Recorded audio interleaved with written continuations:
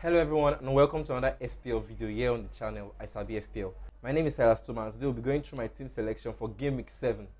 I'll be going through my team for Game Week 7, talk about the transfers I've made, talk about the players I have selected, and go through them one by one. So if you're new to the channel and you'd like to keep up with my team, be sure to like and subscribe. I'd really appreciate if we can get to 200 subscribers before the international break. If you've done that, let's get onto it.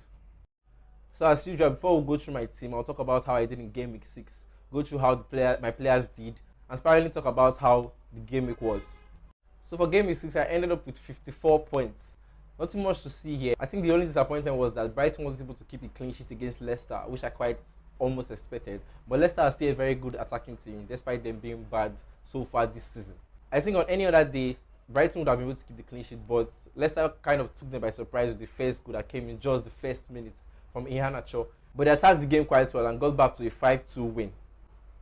In defense, I had Trent, Walker, Cancelo, and Neco Williams. Again, another game week for ones and twos for big at the back. The only upside to my defense this game week is that I played Neco Williams ahead of Webster.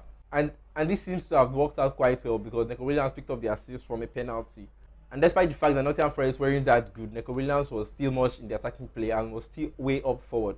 So I'm happy with the fact that I played Neco Williams over Webster. In midfield, I had Martinelli, Luis Diaz, and Salah. They all returned not more than 3 points, and this seems to have been more like the template for midfielders this game week. The only outstanding midfielder this game week was Rashford, and only quite few had him in their team.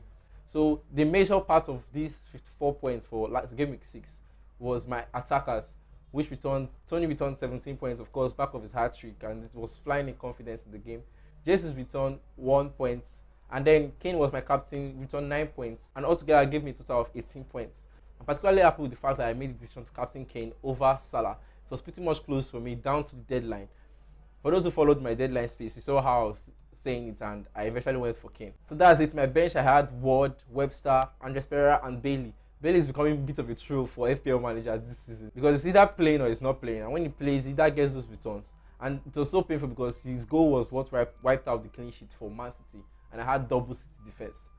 So this is how I did in Game Week 6, and now let's go on to look at how my team is for Game Week 7. So for Game Week 7, I have Sanchez in goal, and despite it being an away game for Brighton, I feel Sanchez could come up with the clean sheets in that game. He could also have the opportunity to get some points. Despite Bournemouth being outstanding and coming back 2-0 down to Nottingham Forest, Brighton is in Nottingham Forest. Though there have been talks about how their manager may be taken away from them. But in this game at least, I really feel they will have that impact and closeness, and nothing much may change in their game of play. So against Bournemouth, it really looks good. I'm definitely going to have Sanchez playing for my team. In defense, I've already made my transfer, moving on Walker to Trippier. I didn't quite catch the price rise of Trippier from 5.1 to 5.2. But it was pretty much the move I was considering anyway. So I've already used my free transfer to get Trippier in. This West Ham game may not look good for clean sheets, but Trippier has always been very attacking for Newcastle in that wing-back position. And Newcastle are definitely flying at the moment. They face Bournemouth, Fulham, and Brentford in the next 3 games. So definitely there will be potentials for clean sheets and also the chance for Trippier to get some attacking returns in those games. So we'll look at how it will be, but I'm definitely confident with the move I've made, and because I'm considering keeping him for quite a long time. As for the rest of the defense, we know that Big at the Back is going down the drain slowly in the community and amongst FPL managers in their teams. But I still have Trent Alexander-Arnold and Cancelo there. These 2 home fixtures for them looks quite good. Though Tottenham doesn't look so good for Man City, but it's a home fixture for them. And despite that, we are definitely going to see a Man City that has been doing quite well.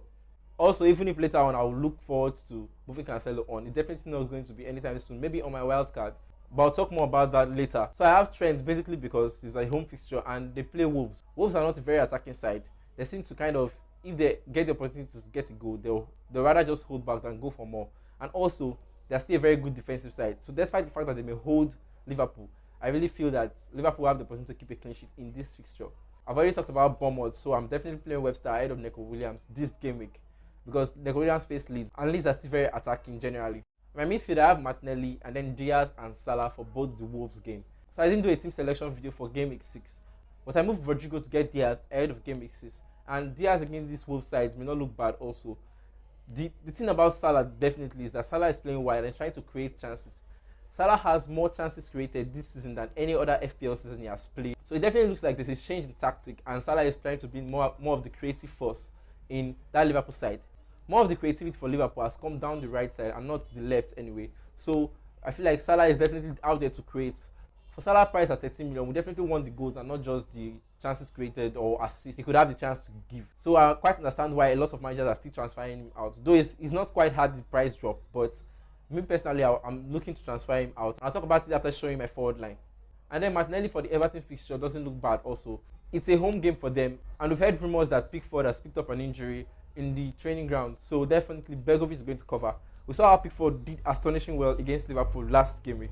I definitely feel like Everton are going to be affected by the absence of Pickford, and this may well increase the chances of Arsenal players picking up attacking returns. So yeah, the highlight of Game Week 6 was definitely the hat-trick of Tony. So I have Tony up front for this game week. I have Gabriel Jesus and Kane up front too. Yeah, Gabriel Jesus is currently with the armband, my captain's armband, but there are other players I may definitely consider. I was seriously considering putting it on Trent Alexander-Arnold. And the reason why these players are being considered is because I don't own Haaland. And there was no way I could get him ahead of this fixture. In this Tottenham fixture, I don't think it's worth taking a hit to get Haaland, because it's a Tottenham fixture. It's definitely a difficult fixture for them. And Tottenham has shown some potential in terms of playing Man City in the past.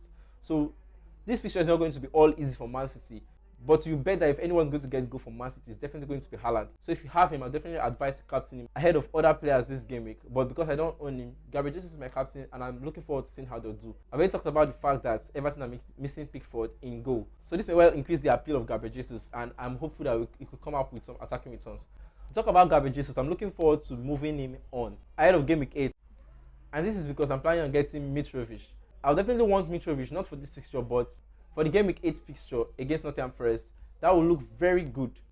And I feel Mitrovic, because he's been picking up this attacking returns ahead of even top sides, I feel this will be a very good opportunity for him to increase his goal tally. And he has been so on fire recently. So for game week 8, this is how I plan my team to look like.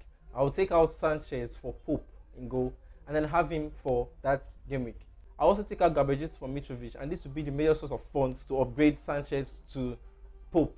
I'll take out Sanchez basically because they're having a blank that game week due to the Crystal Palace vs Bournemouth game being postponed. So this is how my team will possibly look ahead of game week 8 before the international break. Worth noting out that I'm looking forward to playing my wildcard in the international break ahead of game week 9. So taking a weak pawn away from Gabriel Jesus that is highly owned doesn't look bad. Their fixture is also against Brentford, and it gets difficult from here on. So I may not likely get him back on the wildcard, but we'll see how that goes. By the way, the website I've used to draft out this team for Game Week 8 or put this graphic out there is FPL.team. They are doing a very good job by giving managers the platform to plan ahead for their teams and do other stuff. So that's it for my team selection video. Be sure to like and subscribe if you've enjoyed the video so far. Be sure to follow me on Twitter and on Instagram. Keep up on Twitter for my deadline space I do every game week. And be sure to subscribe if you're new to the channel. Remember, I said we want to get to 200 subscribers before the international break. So thank you, and I'll see you in the next one.